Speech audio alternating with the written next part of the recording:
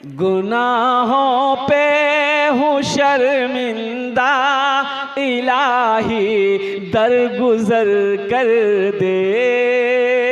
बड़ा मुजरिम हूँ मैं तेरा, इलाही दरगुजर कर दे। खता कोई नहीं छोड़ी, कभी सियां नहीं छोड़ा। खता कोई नहीं छोड़ी, कभी सियां नहीं छोड़ा। बस अब करता हूँ मैं तौबा, इलाही दरगुजर कर दे। बड़ा मुजरिम हूँ मैं तेरा, इलाही दरगुजर कर दे। आमीन बोले तो अल्हम्दुलिल्लाह। खिलौना हाथ का अपने बना रखा है शैतान ने। खिलौना हाथ का अपने बना रखा है शैतान ने। बना ले अपना तू बंदा, इलाही दरगुजर कर दे। बड़ा मुजरिम हूँ मैं तेरा,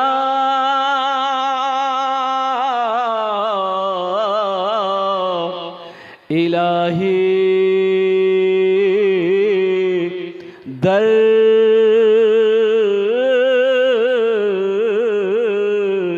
गुजर कर दे। आमीन बोला था अल्हम्दुलिल्लाह। जो दुआ होगी कबूल होगी।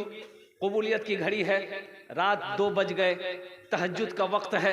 अल्लाह आपके आने को, अल्लाह आपके बैठने को, अल्लाह आपके सुनने को अपनी बारगाह में कबूल अता फरमा ले। आमीन बोले तो। ऐसी वैसी दुआ नहीं होगी। एक आदमी इंतकाल कर गया मोहल्ले में, और इमाम साहब है नहीं, इमाम साहब चले गए पटना। अब इमाम साहब 2 दिन बाद आएंगे, जनाजा कौन पढ़ाएगा? जलसा इस्लाह मुआशरा है, सीरतुन नबी का भी जलसा है। अभी हज़रत अल्लामा मौलाना मुफ्ती एजाज रहमानी साहब दामद बरकातहुम बहुत अच्छी तकरीर कर रहे थे। उन्होंने हाथ उठवाया, आप लोगों से वादा करवाया, आप लोगों ने हाथ उठा दिया। पक्का वादा कर गए।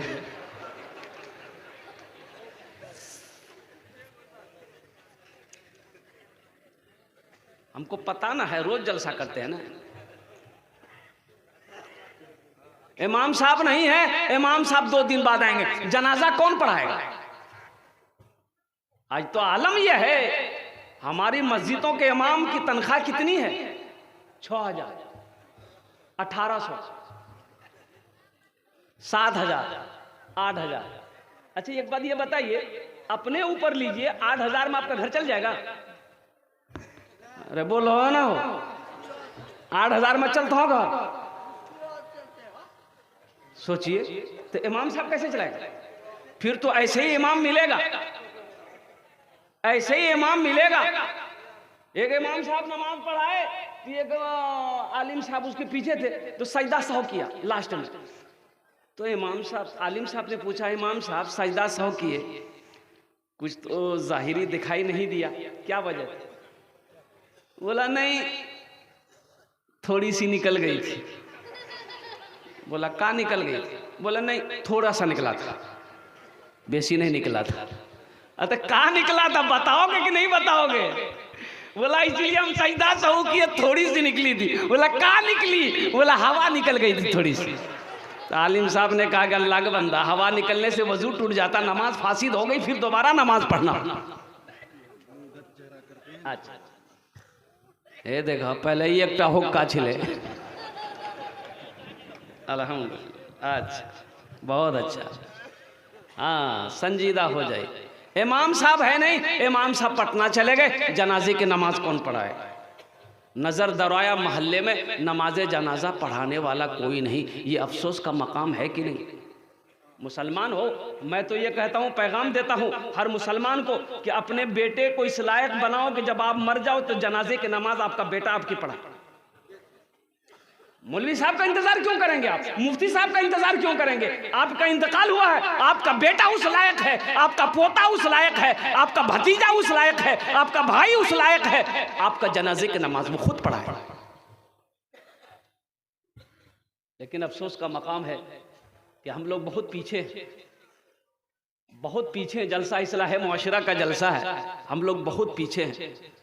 इमाम साहब नहीं है तो नज़र दौड़ाया ना, बस्ती में कोई आदमी वैसा नज़र नहीं आया जो जनाजे की नमाज पढ़ाने के लिए तैयार हो जाए। कोई आदमी तैयार नहीं हुआ। तो लास्ट में देखा कि भैया की होते मौलवी साहब 2 दिन बाद आते थे केना के की होते हो? तो बोले एक ठो मस्तान है, बोले मस्ताने को बोलिए जनाजा पढ़ा देगा। तो मस्तान को पकड़ा सारे लोगों ने कि आप जनाजे की नमाज पढ़ाने आपको आती है? बोला हाँ आती है। बोला हाँ पढ़ा दिए। बोला नहीं हम नहीं पढ़ाएंगे। बोला काहे नहीं पढ़ाइएगा? बोला मेरा मन नहीं पढ़ाएंगे। बोला भाई पढ़ा दो, जब नमाजे जनाजा जब आपको पढ़ाने आता तो पढ़ा दिए।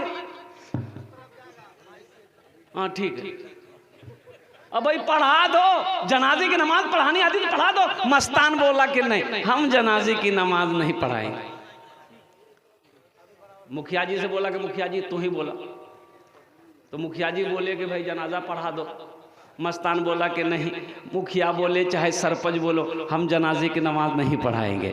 उसी में एक मन चला था, बोला नहीं पढ़ाइएगा तो डंडा देखे 5 डंडा लगेगा। मस्तान बोला ठीक है सफ लगाओ। चैत बैसाख की गर्मी, मई जून की गर्मी, 7 सफ़ें लग गई। कितनी सफ़ें लगी भाई? बोलो बोलो। मस्तान आगे बढ़ा, अल्लाहु अकबर। सारे लोग नियत बांध लिए। 20 मिनट हो गया ये मस्तान दूसरी तकबीर नहीं बोल रहा। मई जून की गर्मी है, पसीना ऐसा चू रहा, लग रहा कि पानी बरस रहा बदन से। कोई एक पैर उठा रहा, दूसरा पैर रख रहा, दूसरा पैर उठा रहा, पहला पैर रख रहा। पीछे वाले बैठ गए बेचारे। बोला हम समझी गेलो छे नमाजे जनाजा। आगे वाले मजबूर थे कि हम लोग जाएं तो किधर जाएं, पीछे वाले मजबूर थे कि हम लोग भागे तो किधर भागे। अल्लाह अल्लाह करके 20 मिनट के बाद दूसरी तकबीर हुई। 40 मिनट के बाद तो पीछे वाला आइडिया लगा लिया कि अब तीसरी तकबीर 40 मिनट के बाद होगी, हमको पूर्णिया जाना है। 1 घंटे के बाद चौथी तकबीर हुई, अल्लाहु अकबर, अस्सलामु अलैकुम व रहमतुल्लाह, अस्सलामु अलैकुम व रहमतुल्लाह। सारे लोगों ने घेर लिया, क्या पढ़ाया? बोला बाबू जनाजा पढ़ लो जे। बोला इतनी लंबी नमाज आज तक हम लोग नहीं पढ़े। हालत देख रहे हम लोग की क्या है, चेहरा सुर्ख हो गया, लाल हो गया है। तो मस्तान बोला तुम लोग क्या समझते हो, हम एक आदमी जनाजा पढ़ाए हैं? बोला फिर? बोला तुम लोग पीछे जितना आदमी थे ना सबका जनाजा आजे पढ़ा दिया है। और कुर्बान जाओ नौजवानों, जलसा इस्लाह मुआशरा का जलसा किया हो। हर उस बच्चे को उस लायक होना चाहिए कि जब बाप मर जाए तो खुद जनाजे की नमाज पढ़ाए। हर भाई को उस लायक होना चाहिए कि जब बहन की शादी हो तो वो खुद निकाह पढ़ाए। मौलवी साहब को ढूंढने की क्या जरूरत? आपके घर में जब बच्चा पैदा हो आपको उस लायक होना चाहिए कि आप खुद अपने बच्चे के कान पे अजान दो, दाएं कान में अजान दो, बाएं कान में तकबीर दो। मौलवी साहब को ढूंढने की क्या जरूरत? क्या मौलवी साहब अजान देंगे जब ही अजान होगी? आप अजान देंगे तो अजान होगी कि नहीं होगी? भाई उस लायक बनो। कब बनोगे? कब बनोगे?